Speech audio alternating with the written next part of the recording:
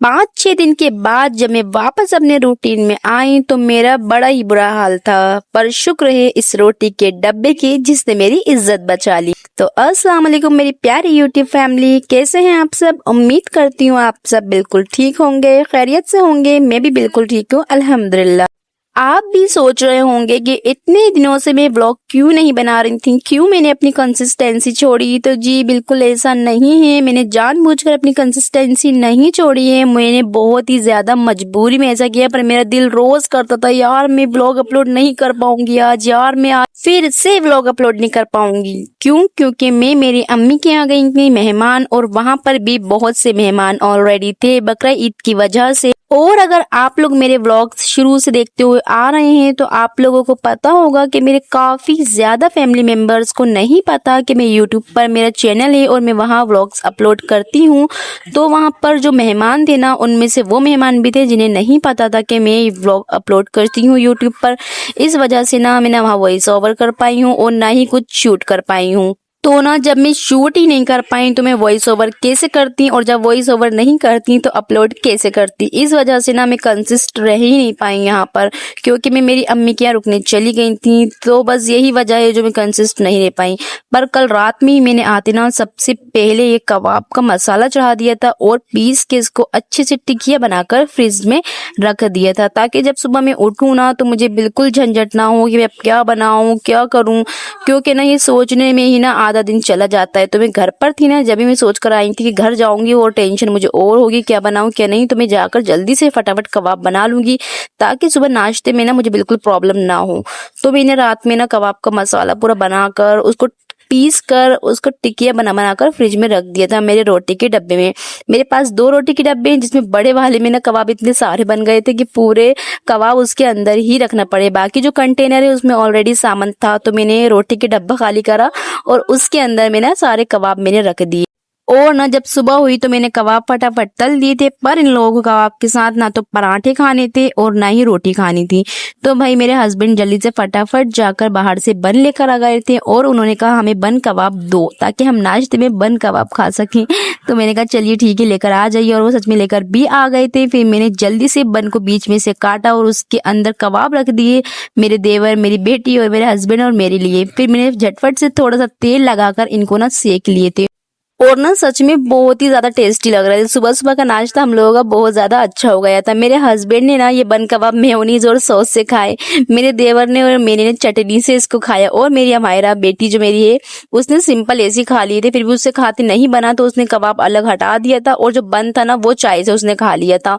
मेरी ना रात की समझदारी सुबह मेरे बहुत ज्यादा काम आ गई थी। सुबह मुझे बिल्कुल भी किसी चीज की भी दिक्कत नहीं हुई। कबाब मेरे बने बनाए रखे थे, बस निकाला झटपट तला, बन बाहर से आ ही गए थे, बस कबाब तल के बन में रख के सेक के इन लोगों को दे दिए थे। फिर भैया मैंने सोचा जल्दी जल्दी लोग काम पर तो चले गए हैं ना, मैं दोपहर के खाने की भी तैयारी कर ही लेती हूँ। क्योंकि ना जब मैं रात में अम्मी के यहाँ से घर आई थी ना, घर मेरा इतना खतरनाक हो रहा था, मैं आपको क्या ही बताऊं। हर जगह सिर्फ धूल ही धूल मुझे दिख रही थी, हर जगह सिर्फ गंदगी ही मुझे दिख रही थी। मेरा प्लेटफॉर्म तक पे इतनी धूल थी कि मैं आपको क्या बताऊं।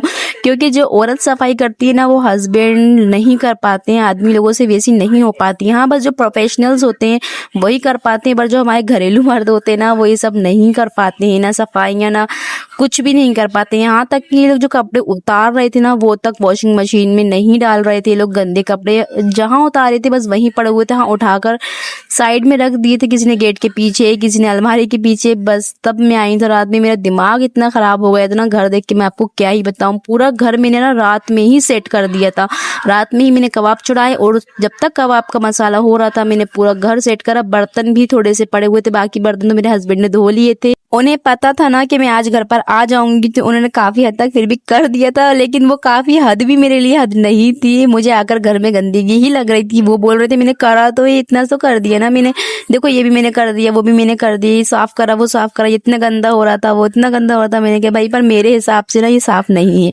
फिर मैंने रात में ही पूरा घर साफ करा, डस्टबिन भी धोया रात में ही आकर घर में। जो थोड़े बहुत बर्तन थे सिंक में वो भी मैंने धोए, कूलर वगैरह मेरा पूरा गीले कपड़े से मैंने अच्छे से इसको साफ करा। अब जाकर ना फिर रात को मैंने बेडशीट भी चेंज करी, फिर जाकर मुझे सुकून मिला और फिर मैं आराम से सोई, ताकि सुबह में जब मैं उठूँ ना तो मेरा समझ में ही नहीं आता यार कि कहाँ से शुरू करूँ कहाँ से खत्म करूँ। इसलिए मैंने सब रात में ही कर दिया था ताकि सुबह मैं सुकून से सोऊं और सुकून से उठूं।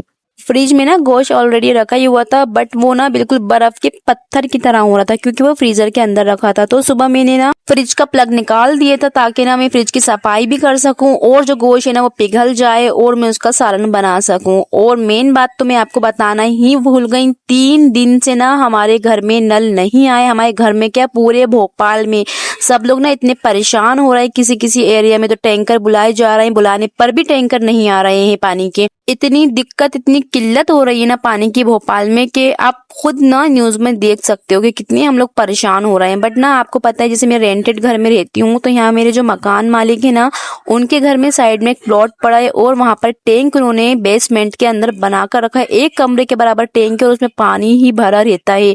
तो हमें ना खर्चे के लिए पानी की दिक्कत नहीं हुई थी, बट पीने के लिए बहुत दिक्कत हो गई थी। तो इसलिए ना बाहर से मेरे हस्बैंड कैन लाकर रखी थी मेरे लिए, क्योंकि मैं ना कहीं और का पानी पी भी नहीं पाती हूँ। या तो मैं बाजार की एक कैन मंगवाती हूँ या मैं जो खुद से मैंने पानी भरा होता है ना तो वही मैं पी पाती हूँ। वरना किसी और से अगर मैं ले भी लेती हूँ तो मेरे दिमाग में पता नहीं अजीब अजीब से वसवसे आने लगते हैं। क्या पता उन्होंने पानी भरा होगा तो उनकी उंगली डूब गई होगी, क्या पता सामने वाले ने अपना पानी का बर्तन धो के भरा होगा कि नहीं भरा होगा। मुझे इतने अजीब से वसवसे आते हैं ना कि मैं खुद ही परेशान हूँ। मुझे खुद ही ना अपने आप से कभी कभी उलझन होने लगती है। मैं कहीं जाती हूँ और मुझे प्यास लगती है, घर से पानी की बोतल ले जाना मैं भूल जाती हूँ ना, तो मुझे अपने आप पर गुस्सा आता है कि क्यों मैं ऐसी क्यों हूँ। सब लोग ऐसे नहीं है पर मैं ऐसी ये आदत क्यों है। मुझे बहुत अपने आप पर कभी कभी गुस्सा आने लगता है। सालन ना मेरा ऑलमोस्ट तैयार हो चुका था और मेरे हस्बैंड भी घर आ चुके थे ना, तो उन्होंने साथ में अपने रोटी लेकर आए थे। बोल रहे थे तुम इतना थक चुकी हो और परेशान मत हो, रोटी वोटी मत डालना तुम, मैं 1 किलो रोटी लेकर आ जाता हूँ। तो मैंने कहा भाई 1 किलो कौन खाएगा, इतनी सारी रोटियां घर में इतने लोग थोड़ी हैं अपने, आप सिर्फ ना आधा किलो लेकर आ जाओ। पर वो आधा किलो भी ना बहुत ज्यादा रोटी हो गई थी। तंदूरी लेकर आए थे आधी वो, और आधी रुमाली रोटी घर में लेकर आ गए थे। पर मुझे ना वो भी बहुत ज्यादा लग रही थी, वो सच में बहुत ज्यादा थी। बहुत रात में भी ना इतनी बच गई थी वो, और सुबह हमने नाश्ते में भी उसको तलकर खाई थी। और साथ ही साथ मैं आपको बताऊं, जब मैं अम्मी के यहाँ रुकने गई थी तो वहां मैं अम्मी के साथ मार्केट गई थी। वहां पर मुझे ना ये बहुत ही अच्छा एक चीज मिली है जो मैं आपको दिखा रही हूँ। ये ऑयल डिस्पेंसर है जो कि बहुत ही ज्यादा अच्छा है। मैं आपको बताती हूँ क्यों ये बहुत ज्यादा अच्छा है। जो ना मेरा पुराना डिस्पेंसर था ना, उससे मैं अगर ऑयल डालती थी किसी भी चीज में तो पूरा ऑयल बहकर उस डिस्पेंसर तक को गंदा कर देता था। पर इसके साथ ये नए फीचर्स आए हैं जो कि बहुत अच्छे हैं। 500 ml का ये डिस्पेंसर है। अगर आप नाप तोल कर खाना बनाते हैं तो ये आपके लिए बेस्ट रहेगा। मैं तो ना अंदाजे से बना लेती हूँ खाना वगैरह, बट मैं इसलिए लाई हूँ क्योंकि मुझे बहुत अच्छा लगा। इसमें मैं ना ऑयल भर के डाल भी रही हूँ ना। अभी तो खैर ये पहले की वीडियो है, बट मैं आपको बात का रिव्यू बता रही हूँ। मैंने इसको यूज करके देखा बाद में। ये वीडियो मैंने पहले शूट की थी और मैं इसको यूज कर चुकी हूँ। तो पता है जब मैंने इससे डाला ना ऑयल, तो इसके अंदर एक बूंद बाहर नहीं आई। जितना मुझे निकालना है बस उतना ही रह गया था, उतना ही निकला था, बाकी एक बूंद तक इसकी बाहर नहीं आई है। ये देखिए, आप खुद पढ़िए, threaded ring, packing washer, air inlet, oil outlet, ये सब इसके ऊपर है। तो आप खुद देख सकते हैं कि इतने फीचर इसके साथ दिए और कितना ही अच्छा ये डिस्पेंसर है। मैंने ना इसको आज यूज किया। लाइन तो मैं बहुत पहले थी पर मैंने कहा यूज कर ही लेती हूँ यार, पुराना वाला बहुत ज्यादा खराब हो रहा था।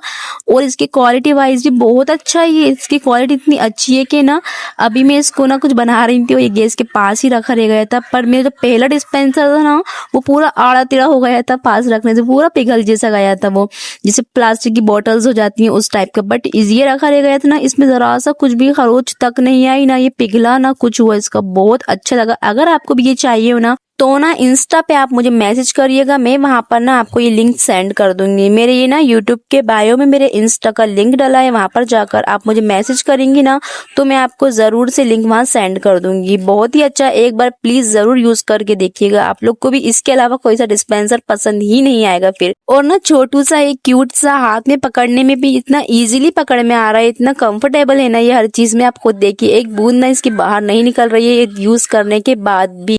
वरना मैंने तो देखा है बाकी जो डिस्पेंसर होते हैं ना उसमें तेल डालते ही साइड में से तेल की पूरी धार बहने लगती है। चलिए आज के लिए मेरे कबाब हो गए। रात में मेरे हस्बैंड को फिर से कबाब चाहिए तो रात में भी उनके लिए कबाब सेक रही थी, सालन के साथ साथ कबाब भी उनको दिए थे मैंने।